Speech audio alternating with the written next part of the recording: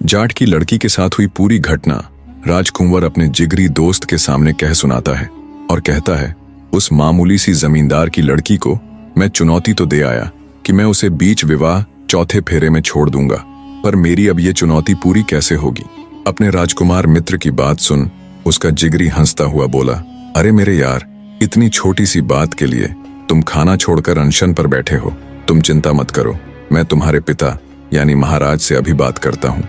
कुंवर थोड़ा चिंतित होता हुआ बोला, पर मेरे पिता हमारे इस कुकृत्य में शामिल क्यों होंगे भला। कुंवर का जिगरी बोला, तू उस सबकी चिंता मत कर यार। इतना कहकर वो राजा महाराज के पास जाता है और उन्हें आधी अधूरी बात बताते हुए कहता है कि महाराज, आपके सुपुत्र का हृदय राज्य की एक जाट जमींदार की लड़की पर आसक्त हो गया है।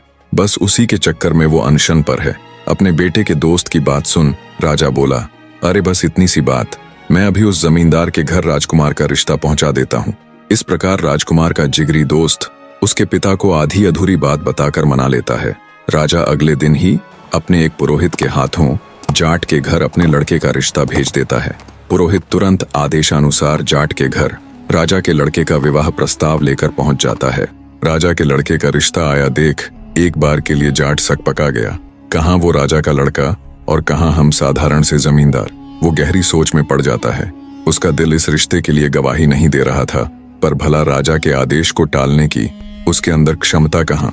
अंततः वो विवाह के लिए अपनी सहमति जता देता है। जाट की लड़की यानी जाटनी को जब पता चला तो वो बिना अपने पिता को कुछ बताए मन ही मन सतर्क हो जाती है। उसे पता था राजा का लड़का कुछ गड़बड़ जरूर करेगा। निश्चित तिथि पर कुंवर बारात लेकर जाट के घर पहुंच गया। पंडित ने मंत्र आदि पढ़ते हुए लड़की को बुलाया और विधि विधान के साथ उन दोनों का विवाह कार्यक्रम प्रारंभ कर दिया। रस्म अनुसार जब उन दोनों के फेरे हुए तो 3 फेरे पूरे होने तक तो कुंवर ने कोई हरकत नहीं की, पर ज्यों ही चौथा फेरा शुरू हुआ वो धड़ मार कर एकदम गिर पड़ा। अब उसके मित्र आदि तो पहले से ही सारी योजना से भली भांति परिचित थे। उन्होंने आनन फानन में हो हल्ला मचाते हुए राजकुमार को उठाया और बोले, कुंवर को मिर्गी का दौरा आया है, ठीक होने पर इसे वापस ले आएंगे। इतना कहते हुए उन्होंने कुंवर को पालकी में लिटा दिया और शादी के बीच ही उसे ले गए। इधर जाटनी भी पहले से ही सतर्क थी। उसे कुंवर के मंसूबों का अच्छे से पता था। चौथे फेरे के दौरान जब कुंवर बहाना करते हुए नीचे गिरा और ये सारा झमेला हुआ, उसी दौरान उसने चुपके से कुंवर की कटार निकाल ली थी।